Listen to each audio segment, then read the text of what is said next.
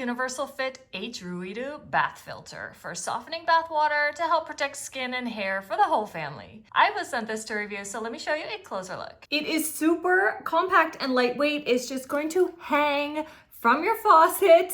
The water goes in there, and out here you can see those and hear them. Those are the beads that are doing the filtering. It does come with this little Velcro strap as well if you need it to help secure it. And the handy dandy user's manual, which is just so simple. If you have a diverter, it's gonna hang there nicely. If you don't have a diverter, you're gonna need that Velcro strip to keep it from falling off. One filter will purify about 2,500 gallons of water, about 6 months usage, hot or cold, from 77 to 158 degrees, no worries. It even gives you the flow rate, which is 2.5 gallons per minute, about 40 PSI. So when it's time for me to run a bath, I pull out my tub shroom, I put in my drain plug, I hang this right here. I do have the diverter, so it just stays right in place. This filter features 316L stainless steel mesh and a 10-layer filtration system with KDF 55, designed to remove residual chlorine, heavy metals, impurities, and odors,